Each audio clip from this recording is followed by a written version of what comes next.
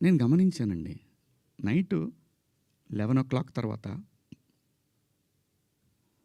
12 తర్వాత మీరు చూసుకోండి. 12:01 తర్వాత కొన్ని ట్వీట్లు వెళ్తా ఉన్నాయి. ఎవరికి ట్యాగ్ అయితా ఉన్నాయి? నాకు నిద్ర లేదు, పేర్లు కూడా గుర్తురాట్లా. స్త్రీల సమస్య మీద మాట్లాడుతూ ఉంటే మన రాహుల్ వైఫ్ చిన్మయి గారు ఆవిడకి వెళ్తా ఉన్నాయి. ఆవిడకి ట్యాగ్ చేస్తూ ఉన్నారు. ఇక్కడి నుంచే మొత్తం ట్యాగ్ చేస్తూ ఉన్నారు. ఆ తర్వాత మన అనసూయ గారికి ట్యాగ్ చేస్తూ ఉన్నారు. ఎందుకు చేస్తున్నారు నాకు అర్థం కాలేదు. సర్లే, ఏదో పాపం ఆవిడ మాట్లాడుతూనే ఉంటుంది ప్రతిసారి కూడా, తప్పేం లేదు. నా తరఫు నుంచి 2 పదాలు దొరికినాయి కాబట్టి ఐ హ్యావ్ టు బేర్. ఏదైనా బేర్ చేయాల్సిందే. మనం దాన్ని ఓట్రిచ్చి కొట్టినా దానివల్ల ఏం ప్రయోజనం లేదు. ఎందుకంటే తప్పు నా వైపు ఉంది కాబట్టి నేను సర్దుకొని వెళ్ళాలి, తప్పదు. క్షమాపణలు చెప్పాను, ఇంకా చెప్తాను కూడా. ఆ 2 పదాలకి నేను ఎప్పుడు సెట్ అవుతానో నాకు తెలియదు. నా మైండ్ ఎప్పటికి సెట్ అవుతుందో తెలియదు. అటువంటి పరిస్థితిలో ఉన్నా. నేను నా భార్య అయితే అసలు నువ్వు ఇలాంటి స్టేటస్లో ఉంది. ఎందుకంటే ఎవరికైనా ఫ్యామిలీ ముఖ్యం.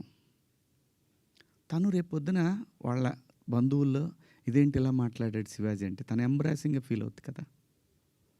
నా పిల్లలు వాడి ఫ్రెండ్స్ ఇదేంట్రా మీ నాన్న ఇలా మాట్లాడు, విచ్ ఈజ్ హర్టింగ్. నా ఇంటెన్షన్ బ్యాడ్ లేదు. ఇంకొకటి, 30 సంవత్సరాల నుంచి నేను ఇక్కడ ఉంటున్నాను. ఏ రోజు నా దగ్గర నుంచి తప్పు జరగలేదు.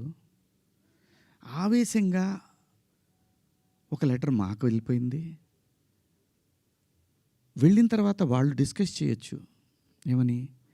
కాదండి, ఒకసారి శివాజీతోటి మాట్లాడి ఆయనతోనే పెట్టిద్దాం ఒక అపాలజీ లెటర్ అని వాళ్ళు చెప్పొచ్చు. ఇవేవి జరగల.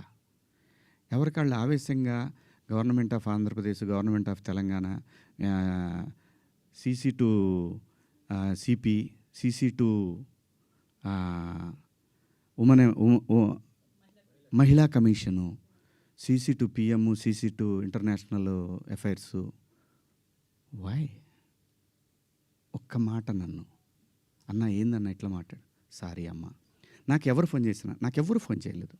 ఒక సుప్రియ గారు సాయంత్రం ఫోన్ చేస్తే, అయ్యో శివాజీ గారు ఏంటి, సారీ అమ్మా నేను పొరపాటున 2 పదాలు దొరికినాయి. అవునండి, ఐఎమ్ కంప్లీట్లీ రిగ్రెటింగ్గానే ఉందమ్మా, ఐఎమ్ వెరీ సారీ.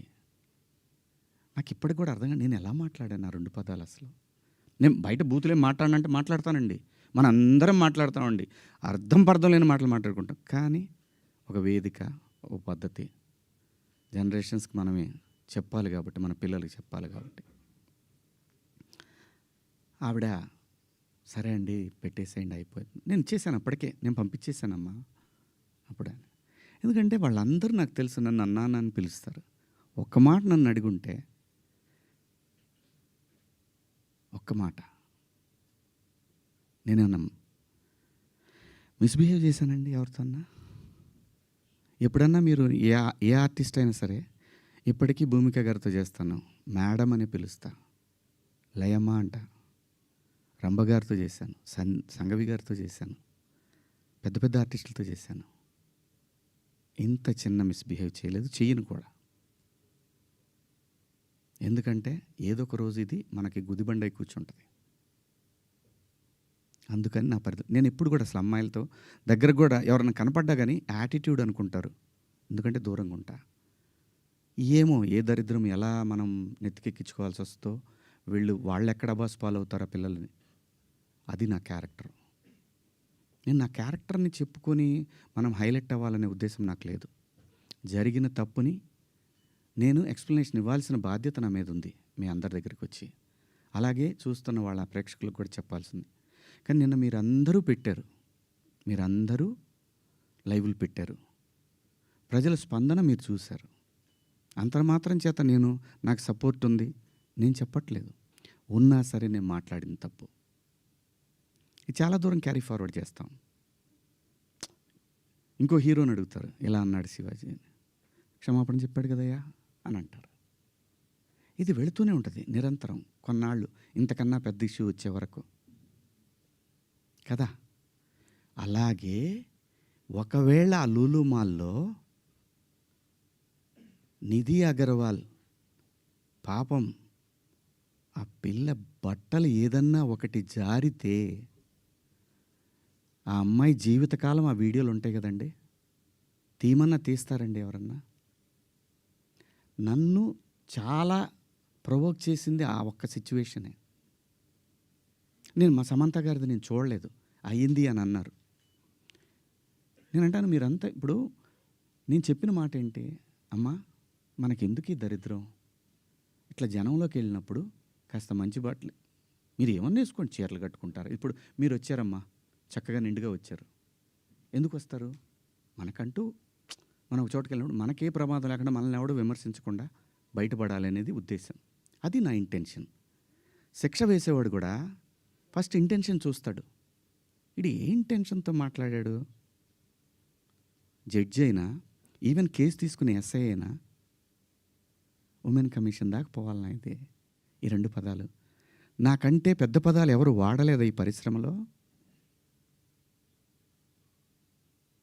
నాన్నే ఎందుకు మీరు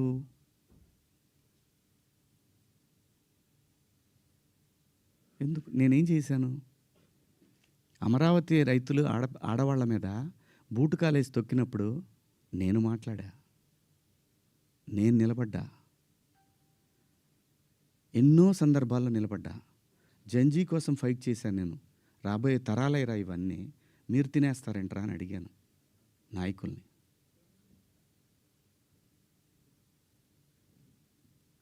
మీరందరూ కూడా మన పేపర్లో కానీ లేదని కానీ ఎప్పుడైనా సరే ఒక మిస్ వార్త ఏదన్నా గబుక్కన మనం టీవీలో ప్రజెంట్ చేసినా కూడా సవరణ అని ఒకటి ఇస్తారు. మీరు మనుషులు, మనం సమర్థించుకోవట్లా, పొరపాటు జరిగింది అని చెప్తున్నాను నేను. దానికి మీరందరికన్నా కూడా ఎంత ఇది ఉందో కానీ నేను ఎప్పటికి సెట్ అవుతానో నాకు తెలీదు. నా ఆవేదన అంతా ఆ చిన్మయ్య గారి దగ్గర నుంచి అలా అలా అలా అలా అలా వెళ్ళి హ్యూమన్ కమిషన్ ఉమెన్ కమిషన్కి వెళ్ళిపోయి వాళ్ళు నాకు మెసేజ్ పెట్టి నువ్వు 27వ తారీఖు మా దగ్గర అటెండ్ కావాలి అని. అమ్మ నేను ఆల్రెడీ క్షమాపణ చెప్పాను, వన్స్ మేము రిలీజ్ చేసిన తర్వాత రావాలి. వెళ్తా, చట్టాన్ని గౌరవించాలి, ఖచ్చితంగా వెళ్తా. వెళ్ళి ఒక అపాలజీ లెటర్ ఇస్తా, నాకేం ప్రాబ్లం లేదు, నేనేం సిగ్గుపడను. నేను తప్పు చేసినప్పుడు క్షమాపణ చెప్పడంలో తప్పేముంది? ఏమీ తప్పులేదు. ఇష్టం వచ్చినట్టు మాట్లాడుకుంటున్నారు. ఒక బార్కి వెళ్తే డ్రెస్ కోడ్ ఉంటుందండి, ఒక పబ్కి వెళ్తే డ్రెస్ కోడ్ ఉంటుంది. షూ లేకుండా లోపలికి రానీడు. కొన్ని పబ్బుల్లో అయితే గర్ల్ ఫ్రెండ్ లేకుండా రానీడు.